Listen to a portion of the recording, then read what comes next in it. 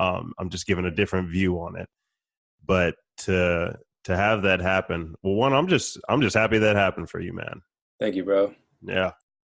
But let's kind of, you're already touching on some of it, but let's work our way backwards. Like, we know your numbers, you work in music full time, but how did it all start? Like, you told the story about that video and how that started, but how did your story in music start? Walk us through that a bit.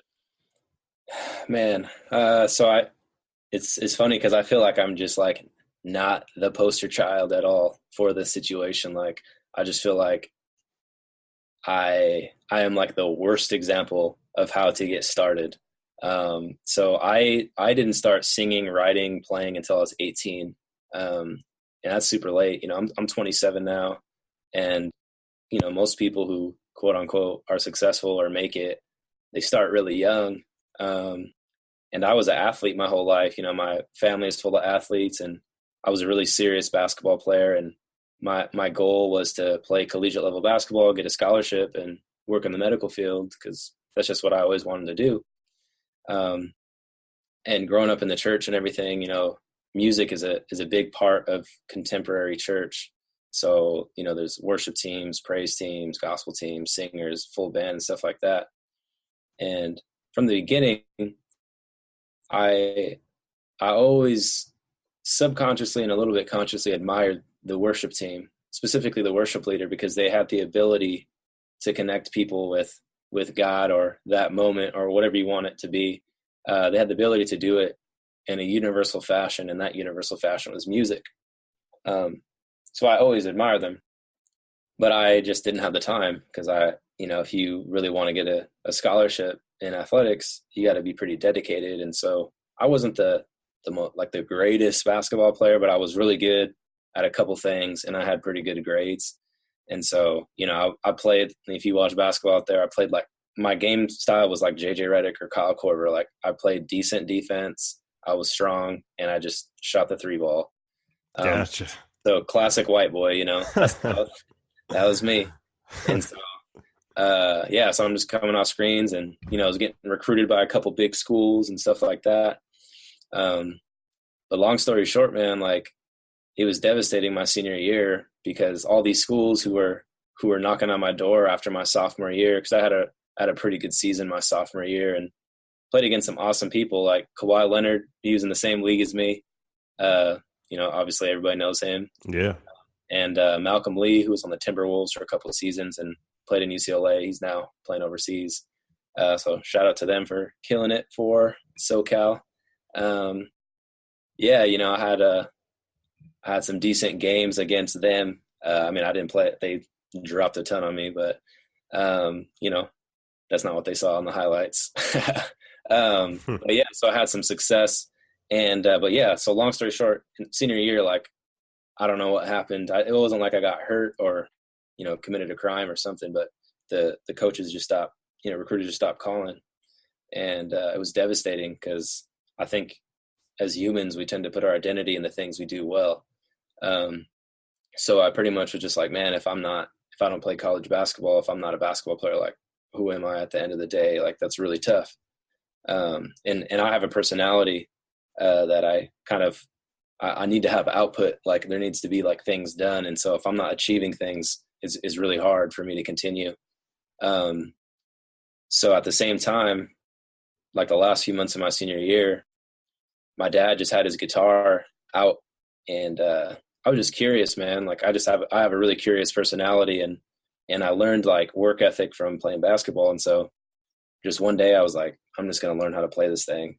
So I just grabbed his guitar and went on YouTube, and I literally typed in how to play guitar, and I sat there for 8 hours. And after 8 hours, I knew how to play 4 chords. You know, my fingers were nearly bleeding, but I just kept doing that every day. And it was from that moment that I was like, man, I really like playing guitar, but it's kind of boring because I want to create my own stuff. And so I wrote like a bunch of songs that like I just I don't know what they were about, like anything, like about relationships, or I even wrote this song. I left it on YouTube because it's kind of endearing, but it's awful and I sound awful. But I wrote this song for my high school class. And so it like mentions like old things, like drama that used to happen on, you know, when you had a top 8 on MySpace, and like, you know, things that back then you went through in high school.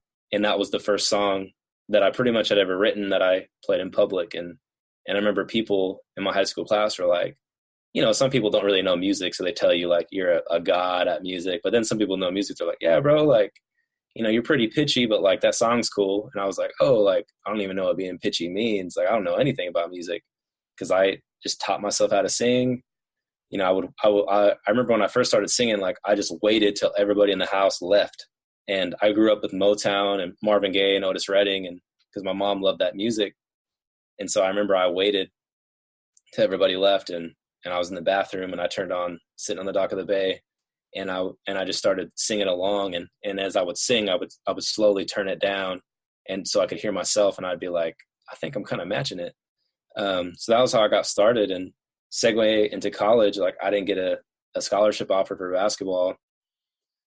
So there's a school, Zeus Pacific University. It's in Southern California. Oh, that's where I grew up, by the way. And like 40 miles inland of LA in a town called Riverside. But yeah, so this school, APU, is just a little outside Pasadena, and they were known for having a pretty solid Division II basketball team. So I walked on, had a really good practice, but it just wasn't doing it for me, man. It was almost like if it wasn't D1, like it just wasn't enough. And I think I was just lost.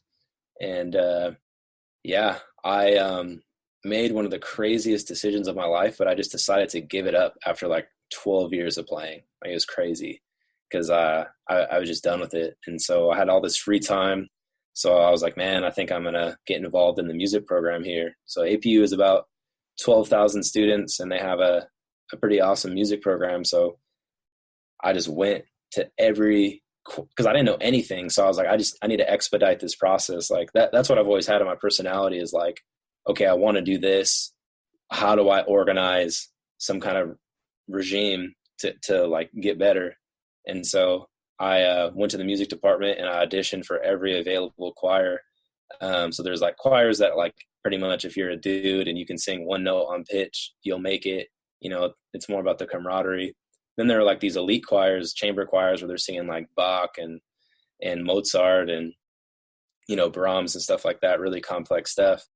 And I auditioned for it, and bro, I had no idea what you're supposed to prepare for that audition. But basically what I prepared would be like the proportional equivalent of going to a basketball tryout and you show up in football gear.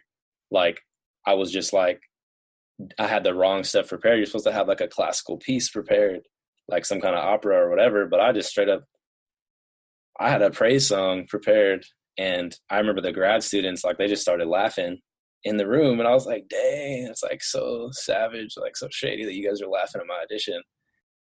And so the main director, she was really gracious. She could hear that I had potential. And so they make you like sight read, dude. Like, they just hand you a big old piece of sheet music, and she was like, sight read that. And I was like, I don't even know what man, like, I had no idea what you're asking me to do. Like, cause I had never seen a quarter note or anything before. And so she like graciously was like, yo, this is like this black dot with a line. Like, it has one beat.